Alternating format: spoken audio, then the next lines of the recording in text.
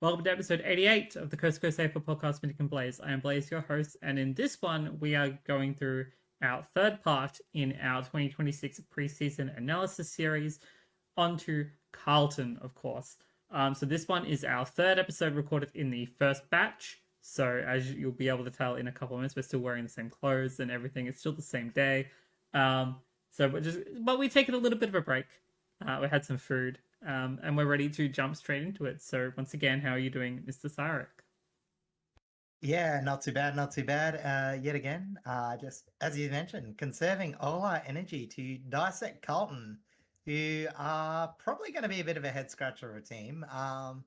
But yeah, as I said, it's going to be interesting also for the people who are listening because we just went through two very positive reviews of clubs we expect to be really, really good. And this is the first sort of one where, as I said, we're probably looking towards the lower end of the ladder. We'll go through some of the positives, some of the negatives. But just a reminder, if you haven't watched the first two episodes, they'll be, in our YouTube. I'll probably make a playlist of these previews. I make a playlist for every year, so they'll be in the year by year ones. Yeah. Okay. So yeah, as I said, just check that. You'll be able to see the episodes as they come out by the start. So shall we crack into it? Yeah, let's jump straight into it, starting with their kind of 2025 run, which was, you would expect it to, going off of the past couple of seasons, you'd expect them to kind of be kind of where they were in 2024, which was like on the cusp of finals. But no, this 2025 was not meant to be. It was very disastrous right from the start, and obviously the biggest one, not to be too negative to your teams, but the Tigers getting the win over Carlton. Not only just getting the win from that comeback, which would go on to define them, where Carlton would have fairly strong halves of football and then just fall in a hole. And it would take them a while to get going. They had the nice back-to-back run of the Eagles and Kangaroos, where they got their first couple of wins for the season. Ended up getting a surprise win out of nowhere from the Cats. And then you're like, well, they're 3-5. Who knows what this season's going to be? Maybe they can actually stage a comeback. And then the Crows sort of put them in their place. And it's just really a mixed bag from there. Mainly just beating lower teams, the occasional solid win, beating the Demons, beating Port Adelaide. That's pretty much it. But overall, it was a very bad back half of the year for a team that, probably just wanted to do a bit better. But as we mentioned, there are actually some positives we want to talk about what happened pretty much from round 14 onwards that we'll talk about. And a lot of it, as you're about to touch on, is within the stats. Like it's very obviously within the stats as to where they kind of fell apart. Yeah, exactly. And as I said, but you can see on here, probably there was a few changes up there. I think we're positive at the back half of the year in terms of some of the different players that they were playing and where they managed to get goals from. But overall, if you just look at this list and from the news and what happened in the off season, which we'll talk about, it really can only be said that this was probably a disastrous year, like heading towards probably the worst, maybe not worst possible outcome, but you know what I mean? It never seemed to get going. Obviously, losing Jagger Smith with an ACL before the season started was the sign of things to come. Yeah. Because, this season just didn't get going. Yeah, it was extremely disastrous right from the get-go, and they just never really recovered. Like that, again, some decent wins, especially against teams that probably weren't expecting, like Geelong. But otherwise, it's and even like back half, like the Demons, they were hit and miss towards, especially in the back half of the season, but they had hit some good form, and then they just kind of hit a wall when they came up against Carlton. Yeah, exactly. So, let's go into it a bit more in depth with the 2025 stat overview. And it's really weird because honestly, you look at these stats and you go, like, everyone and their mother knew that, like, Carlton, especially with the inconsistency with Harry Mackay and Charlie Kerner in this year, their offensive stats plummeted. But you look at them, it's like, oh, there's Feffy Green in the movement, Feffy Green on the defense, and I think this is just where Carlton's sort of at, where you watch them and they're like a statistically okay team, but they just don't pull it off. And we'll talk about some of the specific things where I think they're getting sort of let down. But let's go through the obvious one, which is obviously the offensive. Yes. Goals, 11.3 per game, which is 14th. Inside 50s, 53.6, which is 5th. Which is, honestly, you're like, oh, well, at least they're getting inside 50s. But like to be that low with that amount of supply is alarming, to say the least. And, again, to pair that up, their shots, the amount of shots they took, it wasn't just because they were inaccurate. They just couldn't get score on the board. There were 24 shots per game, which was tied 12th in the league. Their chains to score was 19.4, which is 13th in the league. Their goals per inside 50, 21%, which is 15th in the league. Scoring shots per inside 50, 40.9, which is 16th in the league. And their opposition rebound 50 rate, they rebounded at 78%, which was 15th in the league. They did not score when they went inside 50 nearly enough for how much they got it in there. Yeah, it was very, very clear as day that scoring was their biggest issue, and just any sort of forward conversion, both from their smalls or whether they had their talls out there. It was the biggest point of concern because you just look at the games as a whole. Their defense was holding up okay in most cases. Their midfield still looked pretty good, but it was always like their offensive work that just couldn't get it done. Yeah. And, as I said, I think this is what I realized looking a lot at the sort of the scoring breakdowns is that the good thing is, even with the, Harry Mackay, Charlie Curnow being very off and on in terms of, basically not being able to get on the park at the same time of the season, their actual one-on-one win rates were very good. So they won 29.5, which is 4th in the league, of their offensive one-on-ones. And they went to offensive one-on-one situations 12.5 times per game, which is 2nd. So that's really good. Their marks inside 50, 12 per game, which is 6th in the league.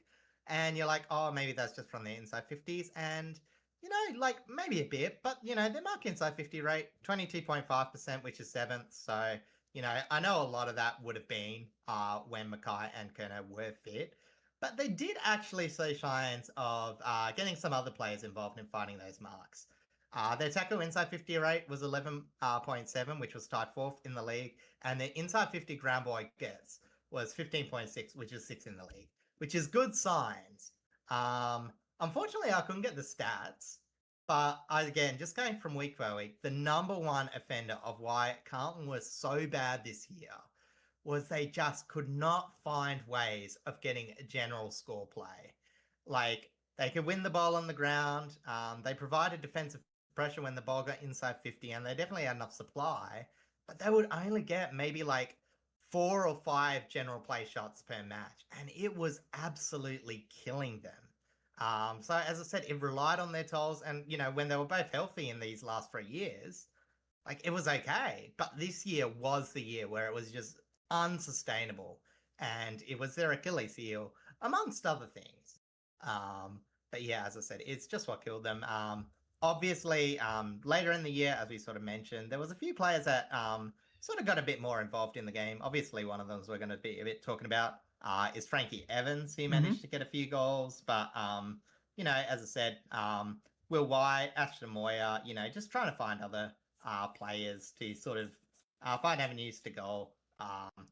Was sort of what they were looking for, and they did a bit, but it probably still wasn't enough to curb any of these stats to a more redeemable point. Yeah, towards the back end was definitely a couple of players who were able to stand up and show a lot more promise. Even a couple in their midfield, who are normally a little bit more quiet. But yeah, it just didn't matter if they couldn't convert, which we can go on and on about if we really wanted to. But I think it'd be a good idea to highlight some of the defensive work next. Yeah, and as I said, it's a bit weird because again, I think Carlton's defense is good, as long as they don't get completely overwhelmed. Because goals against, they were pretty much bang on average. 11.9, which is 10th in the league. But, really, they were good in situations where they weren't pressured too much. Their defensive one-on-one loss rate was absolutely fantastic, as you would imagine, with a Wiedering-led backline, 22.9%, which is second. But they weren't in too many one-on-one situations, 9.1 per game, which was the lowest in the league. So although that was a really good stats, teams were finding ways of avoiding those situations and, sort of trying to get around it. So they had a lot of spoils, 31.7, which is fifth in the league, which, you might see that as good, but maybe it's suggesting that they weren't getting enough intercept marks, from pack marks. They weren't getting enough prevention, so they were forcing the ball to ground where oppositions did decently. I won't say like Carlton were bad when the ball went on the ground, but, as I said, opponents could get some stuff from that. But I think the biggest thing is that opponents did eventually, and this is sort of through, I would say, bad movement from the center, they were getting easy shots. So the opposition X score per set shot was fifth in the league at 3.47. So despite that fantastic defense, like opponents were still getting nice and relatively easy shots on goal. Yeah. Which, it happens, but, when your offense is that bad, you really can't allow that. And also the oppositions were getting much more shots on goal. So while Carlton were only getting 24, oh, sorry, no.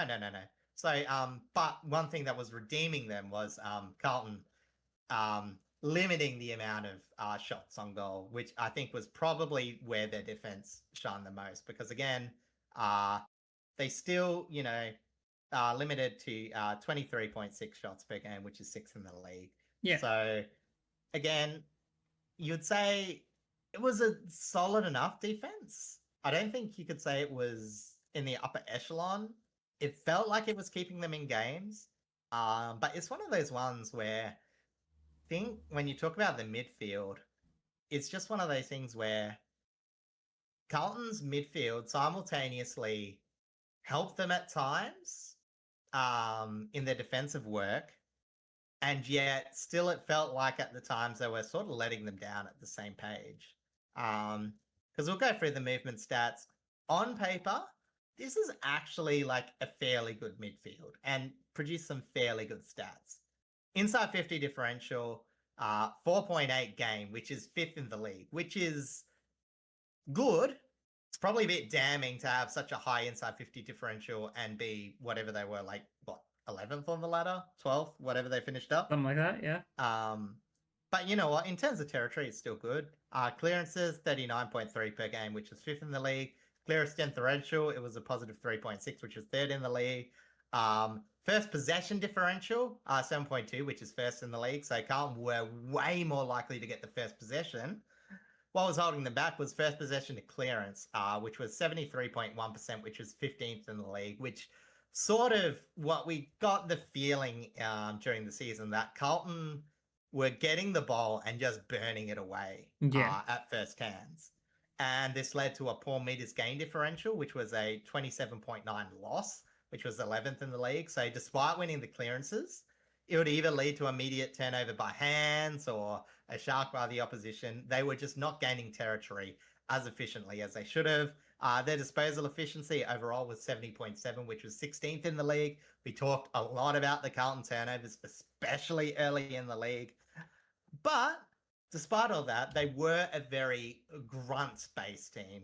Their ground ball gets were fantastic, 89.1, which is sixth in the league. Ground ball differentials, 2.9, which is fifth in the league.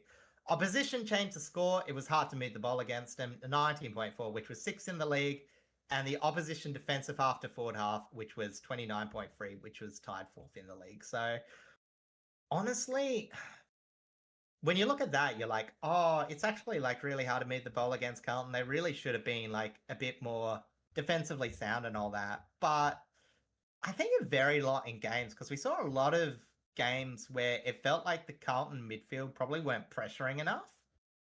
But the games they did get it right, they were able to match a lot of really good teams. And even earlier along when they were like losing those close games, like the Hawthorn Bulldogs Magpies game earlier in the season, like they were still putting a bit of pressure. They still had the chances to win that.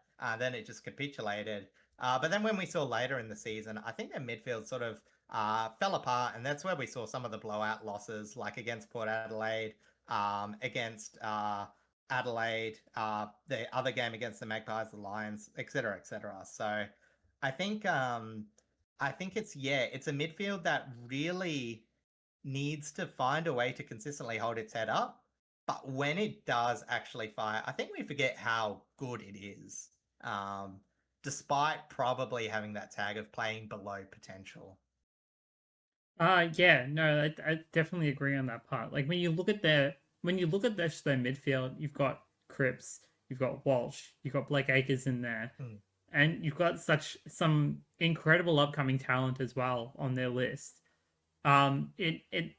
It's no surprise that their midfield is actually really solid in a lot of stats, but the fact that they just cannot really keep the ball from first possession to a clearance, and Mm. that's where they're losing so much of their ground.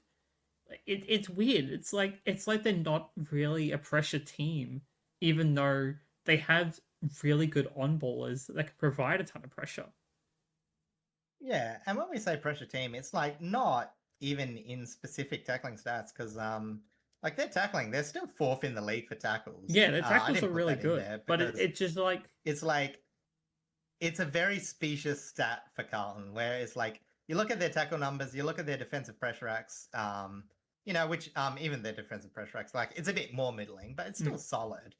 Um, but it's really more of just like a moments in game things where, as I said, Carlton just seem to lose quarters very heavily. They can go from looking fairly consistent to just falling to water at yeah. parts, and that's very hard to see in the overall season stats. It's a bit easier to see it when you break it down game by game. Um, but yeah, as I said, it was really just a matter of, as I said, just not having that. Um, it's hard not to say toughness or whatever, but it was really like, you know, it was hard because they were so non-threatening that eventually, no matter how good they were generally defensively, opponents would just know that they would have their time. You know what I mean? It's like they'll work it out. And, as I said, it is hard to defend off turnovers. Turnovers are the hardest thing to defend in league football. And when you're creating so many turnovers and not getting enough in return from your offense, it doesn't really matter that they have those inside 50 differentials. It doesn't matter that they're winning the clearances. Opponents just know that Carlton in 2025 will essentially give you an avenue to win. Yeah, it's really sad just to kind of see like how Hmm. open they can be to opposing teams, and it's not obviously a great sign. And obviously there are so many areas that Carlton need to improve on to be any good and to break back into that top eight. Um, but it's the fact that they don't. It's not that they don't structure well. It's more the fact that Hmm. the structure doesn't last as long as it should. Exactly. I think that's a very good point. It's like, again, you see so many games where you feel like Carlton should be in it. You feel like, and again, like the first game against Richmond was so Carlton rest of the season. They had some good stats. They were pretty much controlling as much of the game as you probably could. And then you just had little signs. Richmond were getting a few easy movements, which Carlton probably shouldn't allow. Lets them get it back into the game, and all of a sudden they've lost. Again, they probably should have won. But on the flip side, as bad as we've ragged on Carlton, as probably negative as some of the 2026 talk has been so far, there is a bit to work on with these stats. Like it's not like we're starting at a completely blank state here. Yeah, So exactly. that's just something to keep in mind as we talk about some of the list changes going on from 2025 to 2026. So speaking of, we'll start off with the losses and the big two: Charlie Curnow going to Sydney and Tom De Koning going to St Kilda. They're easily the big two losses for Carlton, being a key forward and their key ruck. Corey Durden went to Port Adelaide via a trade, and Jack Silvani also went over to St Kilda. Jack had definitely shown a lot of promising signs as a defender in Carlton's Mm. backline. Definitely the reason why, alongside Wittering, is why their defensive numbers are actually pretty high. Nick Haynes, I think, is a good contributor to that as well. I think those three were really solid key attributes to Carlton's defense. However, those losses are pretty big. Onto the D listings: Jackson Binns, Alex Chincotta, Orazio Fantasia, Elijah Hollands, four names that you kind of saw on the park quite a few times. Orazio Fantasia obviously coming from Essendon originally. Um, so it's kind of sad to see some of these younger journeymen not exactly get the careers that they were hoping for. Harry Lemmy. Fantasia coming from Port Adelaide to Carlton. There was that phase where he played for Port for a couple of years. Oh yeah, he did play for Port. Yeah, okay. So he was already at his third club, which is The end of the journeyman career, yeah, basically. Never quite full potential. that's right. Then Harry Lemmy and Will White, two younger players that never really got true shots. And then obviously the retirement of Sam Doherty, um, after battling through cancer and multiple injuries. He is probably one of the ultimate Carlton men, and I think a player that the AFL world will always have a huge amount of respect for. But onto the ins, some of these actually pretty good. Will Hayward and Ollie Florent coming over from Sydney via the Charlie Curnow trade. Actually, one was kind of separate technically, but we'll count them both in as the same just because it's easier. Ben Ainsworth coming over from the Gold Coast Suns, Campbell Chester from West Coast, and Ruckman Liam Reedy from Fremantle. They will go a long way in terms of filling in some of these holes that Carlton have, and hopefully a bit of fresh air for Campbell Chester, especially because we know how rough the West can be, especially West Coast. In the draft side of things, Harry Dean, a father-son pick, went at pick 3, Taylor Byrne at pick 45, and Jack Eisen at pick 47 via an academy listing. Yeah, so again, it's definitely a wholesale change at Carlton. And I think, I think people are a bit more negative than I would be. I think a lot of people are realizing that the Will Hayward trade or the Charlie Curnow trade, actually, there's some very positive signs. But I think a lot of these players that we'll go through, I'll make the argument that they're probably more important and got a bit more upside than you think for Carlton. But again, that draft, Harry Dean, that father-son pick, I think that was a very important one because as we'll talk about, they're sort of looking to replace the key back hole that Jack Silvani sort of left who, as I said, I think is still a fairly good player. I don't quite think he's as big a loss as people are saying. I think for Carlton, who are a bit injury you already have a lot of older people with injury concerns. I don't think losing Jack Silvani is as big a deal, except for the fact he's Jack Silvani, and I think Carlton fans would like him to be at Carlton, but you know what I mean. But yeah, as I said, Charlie Curnow, just in the way they've changed their forward line is a big move, and Tom De Koning obviously makes their ruck situation for 2026 very interesting. But yeah, shall we go for the important players? And you've started with one of the more obvious choices. Yes, I did start with probably the obvious choice, really, and that is Harry Mackay. With Charlie Curnow off to the sponsors, of course, Mackay becomes the primary key option up forward. Obviously, they'll have some younger players that I think they've got a few young tools that they're going to try and work into their system in 2026, but Mackay will always be the big one. Staying fit will be his number one goal to ensure that they have a key forward or a key target just in general to kick to. Otherwise, they will have to rely on some of the younger smallers to kind of pick up the slack at ground level. Next on the list is Blake Acres, who is a winger / outside mid. He did have a really down year in 2025, mostly due to injury and form. Especially compared to his 2024, which was really, really good. And he needs a huge 2026 alongside Patrick Cripps and Sam Walsh to help pull Carlton out of this rut. Again, their midfield is decent, but again, it's just that being able to get the ball to a decent clearance, and then obviously to help their forwards have decent offensive work, that'll go a huge way. Yeah, it's weird. I honestly think, I'm with you. I think Blake Acres will be an important player. If he improves, I think that has a big flow-on effect for Carlton. But I also might Blake Acres is a very up and down player. I could also see this being a one where he sort of fades out, where as I said, Carlton have a few younger players that they might, want to work in a bit more. Obviously, Ollie Florent, who we'll talk about, adding a bit Yes. of speed to the wings. So there's also the flip side where if, Ollie Hollins, who again probably isn't as tall as Akers, but still can mark the ball on the wing, provide a bit of speed. If he can provide a bit of the pressure for his spot, it might be healthy competition, and he might not survive it.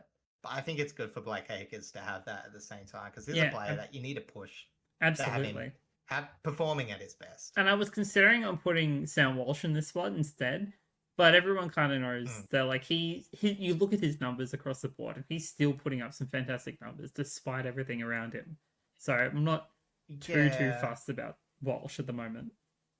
I'd say Chair is probably the biggest midfield one where he used to be this very defensive midfielder, but now he's just sort of, Yeah, I'd say just maybe Chera is taking one a of the step options back a bit, definitely. partially because of injury, partially because of not. And you know what I mean? But like, as we said, there's going to be so much talk about like Carlton's inside midfield. I think it's almost probably too not over mentioned, but you know what I mean? Like, I think people I think Carlton still get a game plan going out of their midfield. So while it can be a bit sporadic at times, I think there's still other areas where they can, sort of look to make things up. Yeah, I suppose absolutely. I'll take it from this one because I did write this one, Yes. which is Mark Pitnet, which I think is if you're gonna talk about a midfield player, this is a huge one because the loss of TDK means that the often injured Pitnet is now more valuable than ever. Statistically, and I just mean like pure stats. Like I'm not claiming he's the better ruckman, but he is tap wise producing better numbers than TDK, which is good. So as long as he's healthy and tapping, Carlton's midfield should make up for the fact that he doesn't have that production around the ground that TDK does.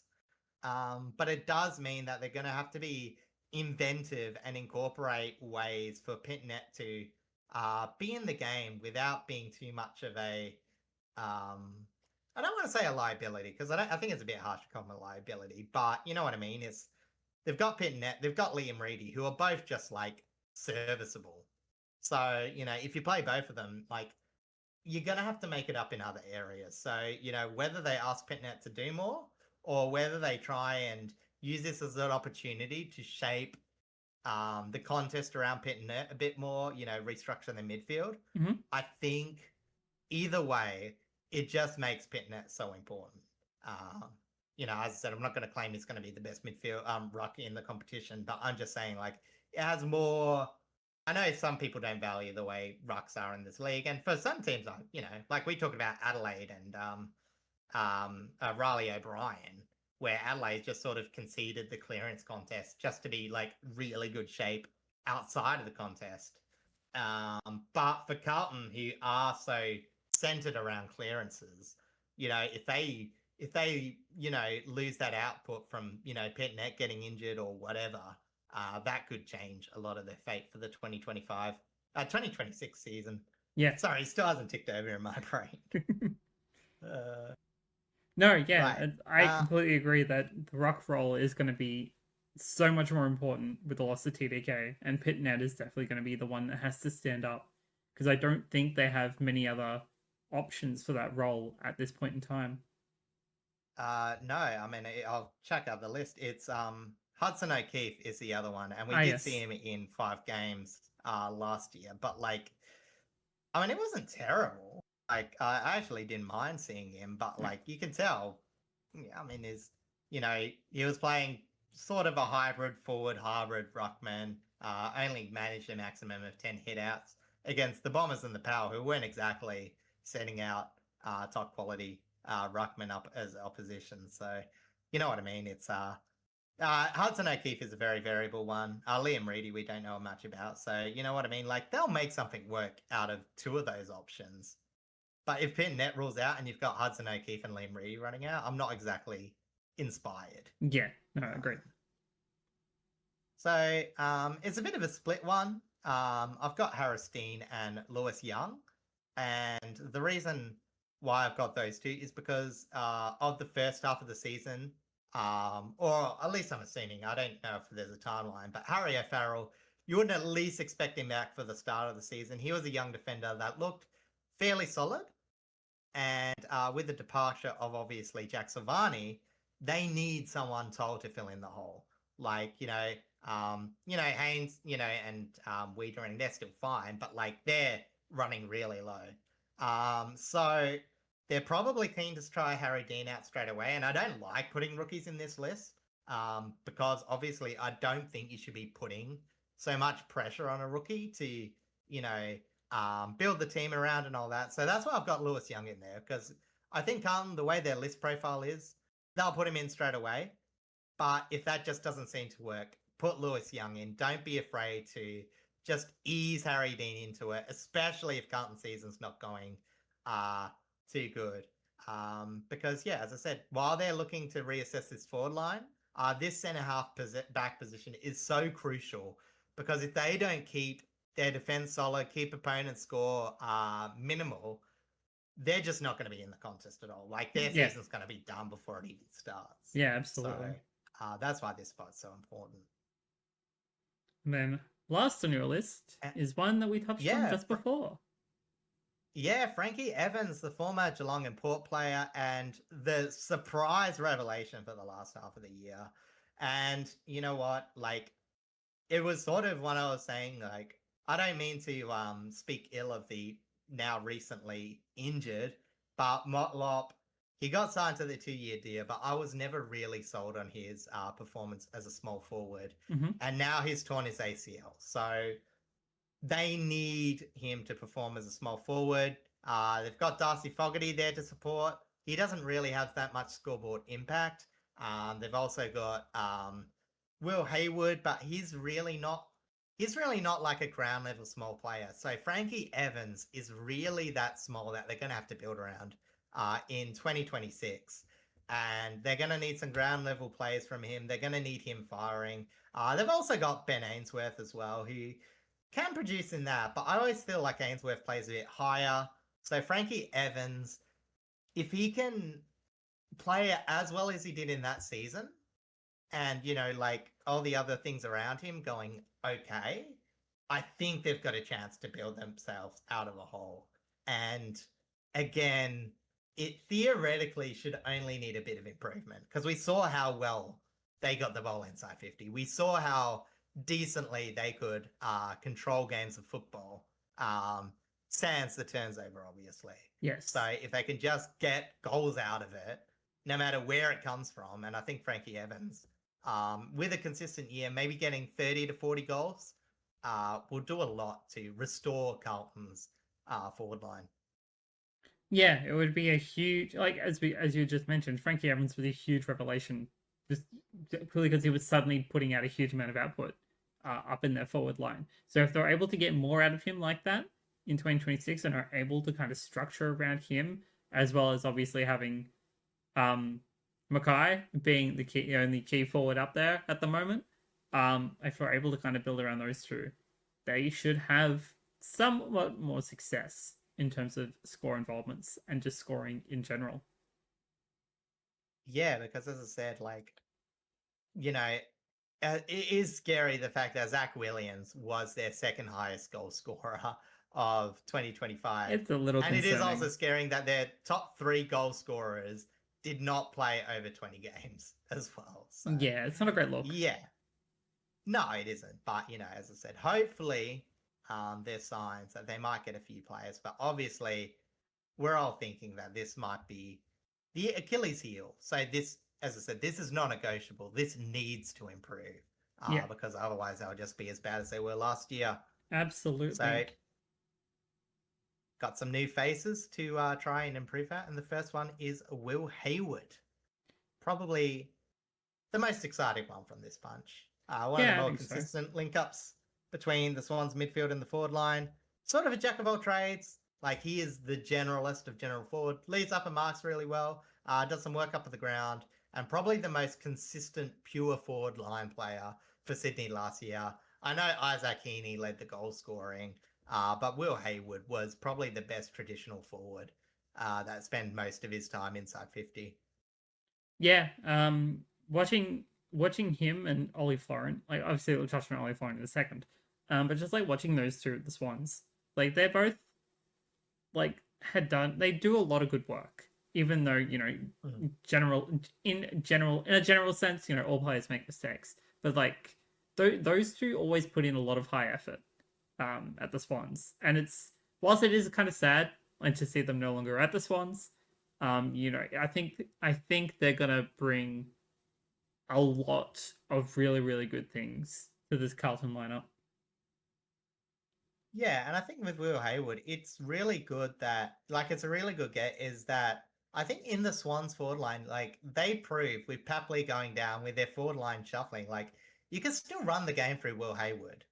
Like, I know he wasn't like playing as a key forward does, but he was finding the mark contest, he was still distributing, he could play up, but he could still be a deep threat. Like, it's just that versatility that I think is really going to see Carlton as they sort of transition into a different forward line look. Yeah, exactly. And like being able to have a very flexible player like Will Hayward who can play either deep in midfield or play up forward, that does open a lot of better options. Yeah, honestly, I wouldn't have him in the midfield at all. I would play him purely as a forward. I did just list him as a general forward, but technically you can play in the midfield, so probably worth mentioning there. Oh, that's good. All right. Do you want to talk about Ollie Florent? Yeah, I'll take Ollie Florent. So obviously, being from the Swans, he's mostly known as a halfbacker or an outside runner. You'll often see him either in that little pocket or further up along the wing. He was on the outer last season, mostly due to injury and form. As we know, Swans went through a fair bit of injuries in the 2025 season where they had to shuffle around a lot of players, and their leading goal kicker was their number one midfielder in Isaac Heaney. Don't know how that happened, but there you go. He's looking for a fresh and healthy 2026 at Carlton. He's hoping to fill in some of the roles, kind of the role in that halfback slash wing position that Carlton have really really needed to fill because one, they've always had a ton of injuries in that spot and have never really been able to fill it cleanly. And two, any of the depth that they could have had for that role either was delisted because they just weren't performing, or they have left. So Ollie Florent will be coming in to hopefully fill that role specifically, and just being able to kind of not gel, but like create a lot more consistency alongside Yeah. the inside to outside transition will go a long way. Yeah, and that's exactly right. Because I think one of the big thing about Carlton is like they've technically got players for this spot, but there's so much question about their durability. Um, and Ollie Florent, I think it's one of those things where, like, if you get an injury and you're having to put a rookie in, I think the good thing about Ollie Florent is like he can be the player that moves, and then you just play the rookie in the natural position, Yeah, which is good. Like that's why you want sort of these versatile players, why you are shuffling, because we're talking about Carlton as a rebuilding team, but they're still, I think, I think either the fifth or sixth oldest team in the competition, and about the same time for games played. It's just that gap where they haven't quite developed the young players as consistently as they like to. So as I said, I think that's a really good idea of the. I think it's a really good range of players that they've targeted, and I think Ollie Florent is very important because again, their halfback movement was just not great for a team that needed to defend well. You can excuse even like you could see a team like with Carlton with the amount of midfield turnovers still surviving, but like when you turn those like turn when you turn those turnovers, when you turn those intercepts into forward half intercepts for just easy goals going the other way, that's what really kills you. You know, yeah, it makes a strongly performing defense look a lot worse, and it just brings the motivation of the team down. yeah, absolutely. So hopefully they'll be able to get a little bit more consistency in regards to that specific position on the ground, and it'll allow their more inside mids to have a little bit more freedom with more efficient ball movement. Yeah.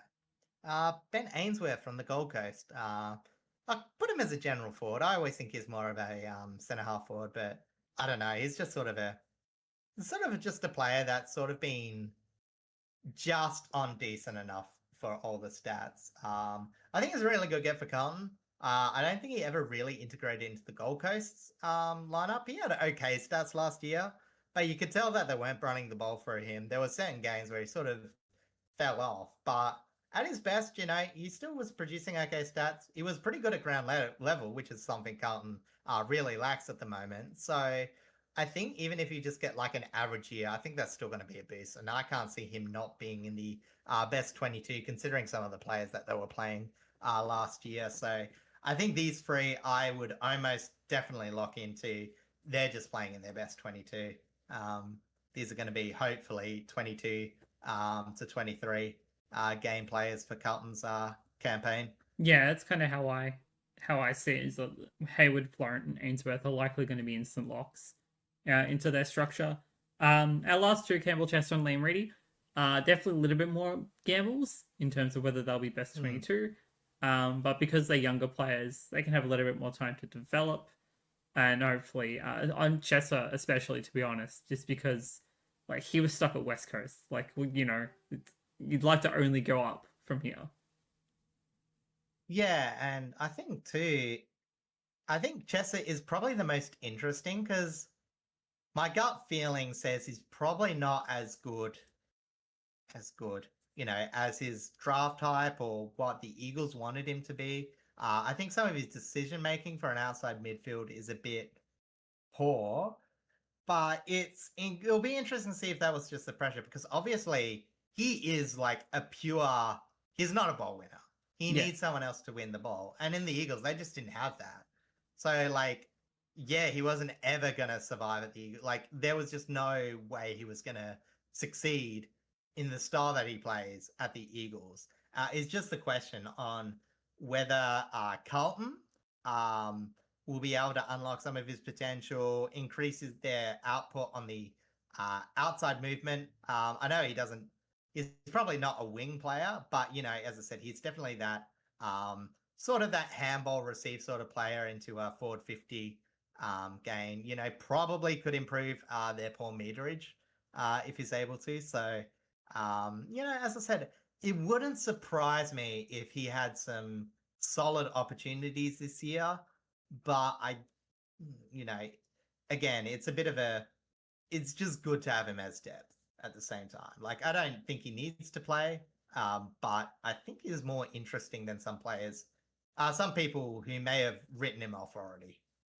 Yeah, it's he's definitely one of those players that will have a lot of eyes on him, but not in the same way that there were eyes on him at the previous club. Yeah. Finally, someone who was very low profile, probably a bit of a not a joke trade, but you know what I mean, like sort of that trade happened. Liam Reedy from Fremantle going to Carlton, as we mentioned before. TDK's gone, Pitnet, not a picture of health. So it gives Reedy more of a chance to see game time. But probably won't be best 22 unless, as I said, Carlton play Ruckman as their fifth option now that the interchange has increased. I'm not sold as him as a forward option, but I guess maybe they might consider it, considering that obviously Kerno's gone. Mm-hmm. I would like to see him just play a smaller brand of football to start 2026, but again, it at least provides some flexibility. But as I said, Hudson O'Keefe is the other option there, as we mentioned before. And a strange stat, he has a 4-1 loss record. 4-1 win record in his 5-game Carlton career. And he only played last year, I'm pretty sure. They just brought him in for the right games, I guess. Having a terrible season, when they play Hudson O'Keefe, they tended to play pretty well. So, whether that's just coincidence or whether you think that was him, let that up to the viewer decide. But who knows? But either way, I think it's healthy to have, two younger players jostle for position. Probably Hudson O'Keefe needs time to develop, but Liam Reedy is a pretty good option just to have around. Again, nice, but probably not going to be influential to Carlton's overall season projects. I think if Pitnet goes down, they're just in a bit of trouble, Yeah, That's pretty much. Pretty much going to be it. I agree. I kind of only really see Pitnet as pretty much their now number one rock, and with Reedy and O'Keefe kind of they're coming in as a backup if they need it, if they're going for a two-prong ruck situation, or if Pitner gets injured, you throw the other one in, something like that. Who knows? Yeah, exactly. So reasons for optimism. Again, going up the last two where like we solely just banged on about optimistic things. We haven't really said too much about the Blues and what we think can go right for them. But I actually think that there is a good chance that the Blues won't be terrible as some people are expecting this year. And I think it does come from the wealth of experience on their list. And they do have a core that they can rely upon. Their midfield's far from broken, even if they are efficient from times. We've said that. Mm-hmm. And the way that they structure, as I said, it's harder than you think to move the ball against them and score. I know they have periods where they lose it, but I honestly think if they can get more out of their scoring, it may just lift their overall efforts. Like when you get, it's so hard to defend when you think you haven't been getting as much because then you try and force things. And when you force things, you get turnovers. It can turn into a spiral.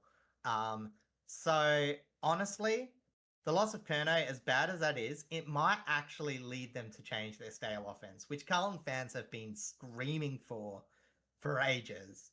And I really believe in Hayward leading this as an offensive distributor, where I think he can get like 30 to 40 goals and probably like averaging, I don't know, like 2 to 3 goal score assists per game, score involvements per game. And I think if you do that, like they're not that far away from the 8 or finals, at least with the extended finals thing, Yeah, playoffs, whatever. with the wild card round, which everyone has opinions on Yeah. that. We certainly did. But yeah, no, I definitely agree. I think with the addition of Hayward, and you're right with the loss of Kerno, it probably will force them to change up how they kind of structure for up in the forward line, and hopefully with like their midfield additions and probably a little bit of restructuring in the midfield, that'll hopefully fix up some of those stats that they've been really really struggling with. And yeah, their outs not as bad as people think, even though they are pretty big. I don't think they're too bad. The fresh faces that they brought in are really, really good signs. Um, and even with the like the really solid draft prospects that they picked up over the past couple of years. For example, they still have the both father-son Camporellis. One of them has obviously played a couple of games, the other hasn't yet, but they still got both of them as promising signs. 2026 may still be a decent year. Will they make finals? Probably not. But will they put themselves in the right position to make a decent tilt and getting higher than where they finished this year? Yeah, I'd say so. Yeah, and I think that's sort of, where we're getting at. Because again, and it's where I sort of start my pessimism points. It is a rebuild year. I don't think we can have any doubt about it. And it's not saying that like they are gonna sink to the bottom of the ladder. They've got no hope of winning. They should just, give up on finals aspirations. But they need to play the kids. And they need output from kids. And it's sort of hard to place it because, as I said, they may find some unexpected leap from it. But to start the reasons of pessimism, I do think that the problem is that they're just relying on some very injury prone veterans. And I've sort of alluded to it earlier on, but Cripps, Walsh, McGovern, Nick Newman, Mark Pittonet, Zach Williams, all are there to sort of guide these youngsters. But if they go, they're just letting some real fringe players into their team. Like, I've got no problem with the kids that they're blooding. I think it's a very healthy list that will pick up in a few years. So despite this being a bit of a dip, which they didn't really want, they wanted to get back into finals, but I think they're just going to have to accept that as a bit of a dip. But I do think that there is an avenue where they just crash out, where they're just not able to protect the vulnerability of some of their best not best 22, but the lower spots of their best 22. Yeah. And as I said, like that will just cause a couple of blowouts that we've seen in the back half of the year, like in 2025. Yeah, I kind of see similar sort of things. Again, granted, injuries are always a big risk for any team, but I think for Carlton specifically, because they put so much reliance on their veteran talent, especially Cripps, they need to protect those bodies as much as they can. And with the lack of consistent performances that they had over the past couple of years, just in general, it is really hard to Mm, see how far they can climb with a young list. Granted, we have a bit of optimism that it might all mm. gel well and it might all work out fine.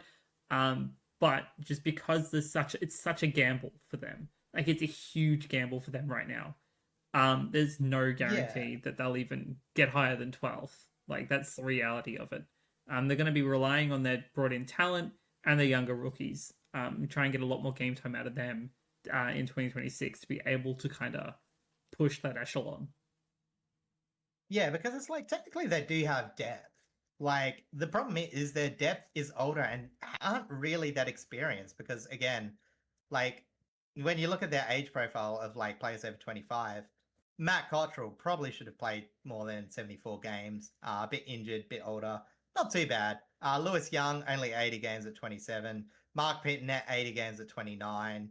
Um, there's another one. Mitch McGovern, 31 years of age and still hasn't cracked 150 yet. Nick Newman, obviously 134 at 32 years old.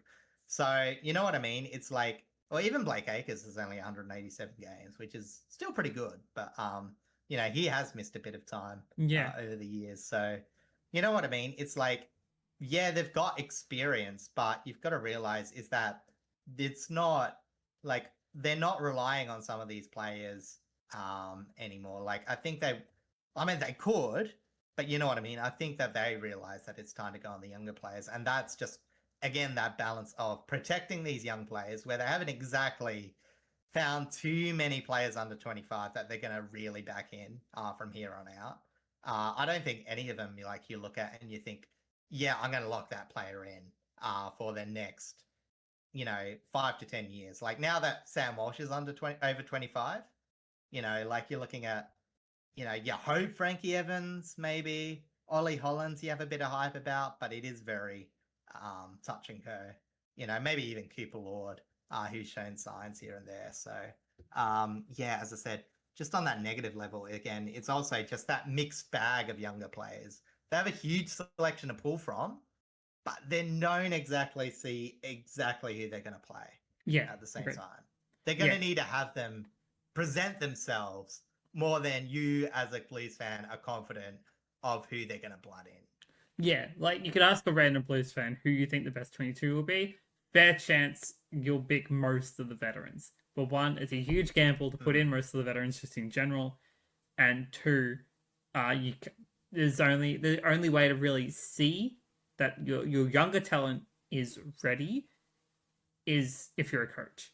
Like they Yeah. have to that's the only way the Carlton fans are going to be able to see that the talent that they brought in via the draft or via some of the trades in free agency is worth it. So Yeah. hopefully they do get that. Like fingers crossed that Carlton do actually have a decent year, even though it pains me to say that as a Richmond supporter. They need a good year, to put it simply.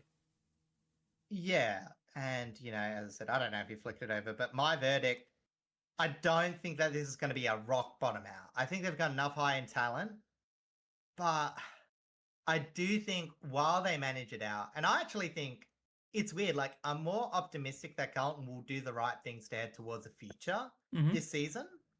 I do think that might result in a 2 to 3 uh, game loss. Um, I think that there might be a bit more unpredictability to this bit of the season. And even though there is a world where Carlton's forward line isn't garbage, I still think it's going to be a problem. Yeah, So great. predicted range is 10 to 15th. So 10th still could make the finals. But yeah, I can't really see them being consistently good this year. And I think the worst being the top of the bottom four is probably fair. Yeah, no, I completely agree. Like, I think they have a lot of variability to where they could push for that quote unquote wild card spot in 10th. But then they could also just like really struggle again and fall as low as almost the bottom four, maybe even break into the top bottom four. If things like are as much of a disaster as they could be. Yeah, because as I said, it's sort of weird with Carlton because again, like they did have issues to work through. Like their underperformance this year was also just due to injury, due to a bit of losses that weren't bad losses. Like at the first half of the season, like their first half was not nearly as bad Yeah. as the last half of the season. So it's like, well, if you patch them up, maybe they're looking good. But I think it's just the fact that they are going to have to try something different. And I think they'll be worse if they keep on doing the same. Like, if they keep on doing the same as they did, they've got Harry Mackay and nothing, and they're going to, like, lose even more production.